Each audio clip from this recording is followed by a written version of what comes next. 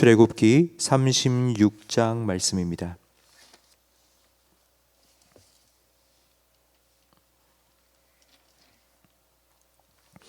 출애굽기 36장 8절부터 19절까지 한 절씩 교독하겠습니다. 일하는 사람 중에 마음이 지혜로운 모든 사람이 열폭 휘장으로 성막을 지었으니 고 가늘게 꼰 배실과 정색, 자색, 홍색 실로 그룹들을 무늬 놓아 짜서 지은 것이라.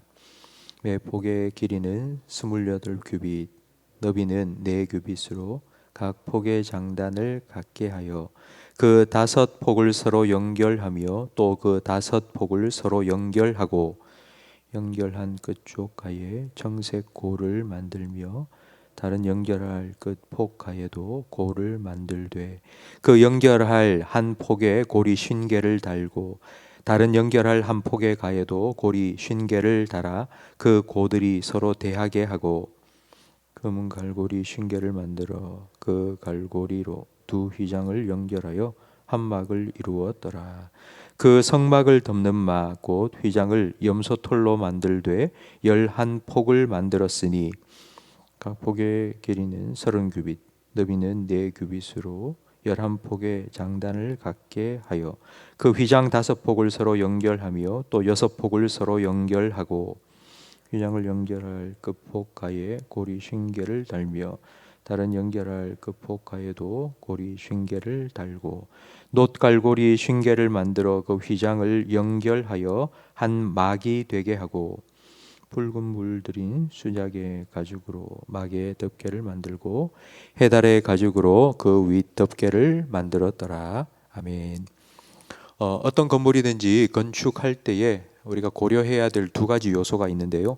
하나는 미적인 요소, 또 하나는 기능적인 요소입니다. 그러니까 미적인 요소라는 건 딱 보면 와 멋있다, 참 좋다 이런 생각이 들도록 멋있게 만들어야 한다는 것이고, 기능적인 요소는 그 건물의 용도에 맞게 사람들이 사용하기 편리하게 만든다는 뜻입니다.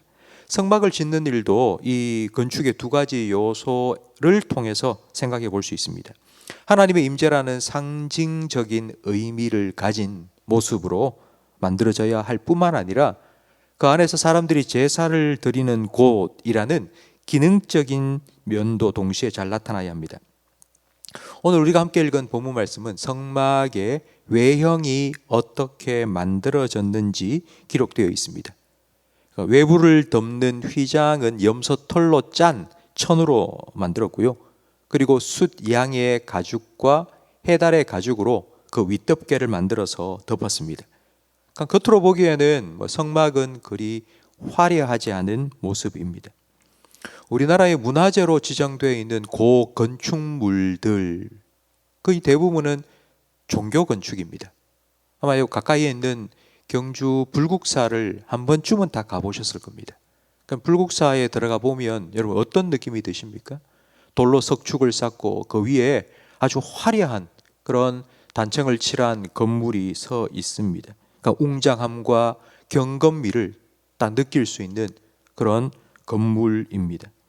그럼 거기에 비하면 하나님께서 만들라 하신 이 성막의 모습은 마치 몽골의 유목민들이 세운 그 게르, 그 천막과 같을 뿐입니다. 하나님의 임재의 상징인 성막을 이렇게 초라한 천막으로 만든 이유가 무엇일까요? 그 이유는 간단합니다. 하나님께서 주신 설계도대로 만들었기 때문입니다. 그러니까 하나님께서 그렇게 만들라고 지시하셨기 때문입니다. 그런데 하나님께서는 왜 성막을 화려하지 않게 그러니까 천막처럼 만들라고 하셨을까요? 그 이유는 두 가지인데요. 광야 40년 동안 이스라엘 백성은 하나님의 인도하심을 따라 늘 옮겨야 했습니다. 그래서 하나님께서는 성막을 조립식으로 만들라고 지시하셨습니다. 좀 부피가 큰 번제단과 같은 것은 다 고리를 만들고 거기에 작대기를 끼워 넣어서 제사장들이 어깨에 메고 이동하기 편하도록 만들었고, 그리고 그 성막의 벽체로 만든 널판지는 한 사람이 딱 들면은 들 수 있을 그런 폭으로 다 만들었습니다. 두 번째 이유는 하나님께서는 이 성막을 통해서 내면이 더 중요하다는 것을 가르쳐 주시기 위해서입니다. 사람들은 속 안보다 겉모습에 더 많은 신경을 씁니다.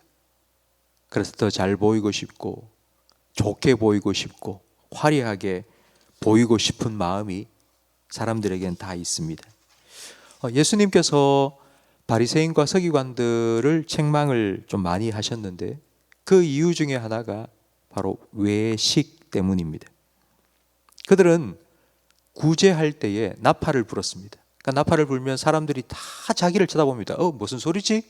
그리고 자기를 쳐다볼 그 순간에 동전을 탁 넣었습니다.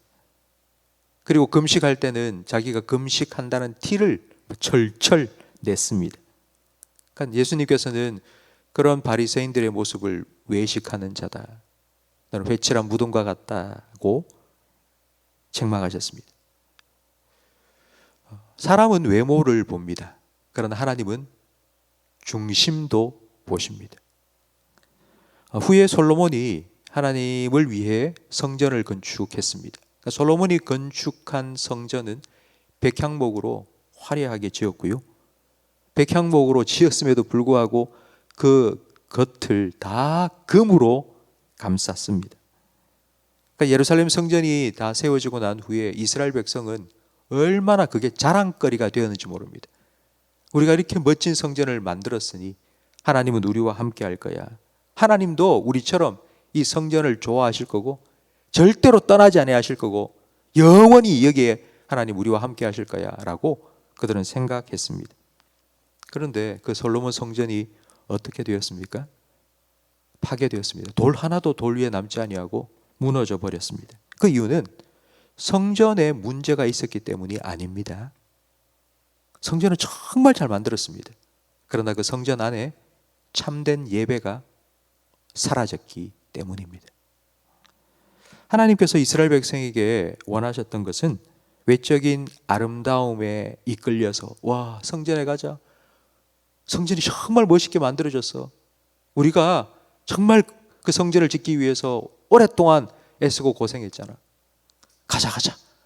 이런 마음이 아니라 정말 내가 하나님을 경외하는 마음으로 하나님을 예배하고 싶다.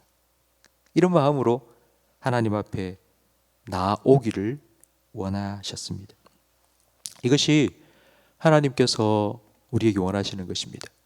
고린도전서 6장에 우리 몸은 하나님께서 우리에게 주신 하나님의 성령이 거하시는 하나님의 성전이라고 말씀하십니다.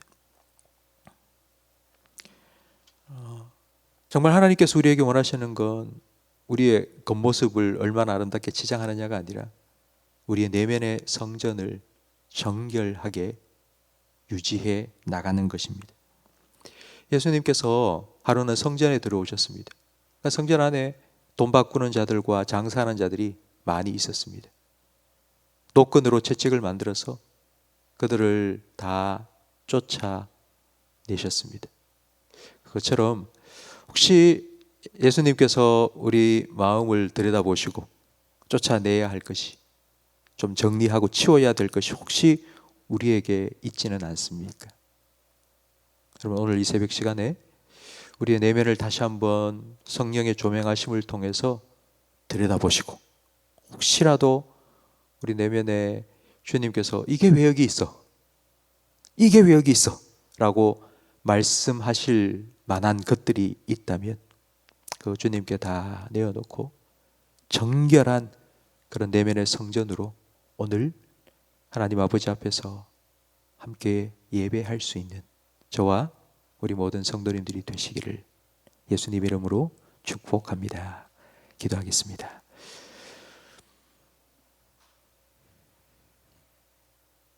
우리 안에 늘 거하시며 우리 몸을 성전 삼아 우리와 함께 하시는 성령 하나님,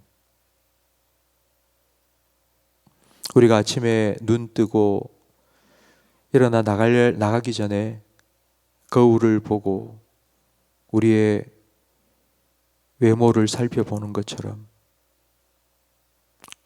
주님의 말씀의 거울 앞에 우리를 세워주시고 그 말씀의 거울 앞에 비춰진 우리의 영혼의 상태를 보게 해 주시옵소서. 혹시라도 주님께서 우리 안에 거하시면서 주님의 마음을 불편하게 만들어 드리는 그와 같은 것들이 우리 안에 있다면 주님께서 깨끗하게 치워주시고 제거하여 주시옵소서.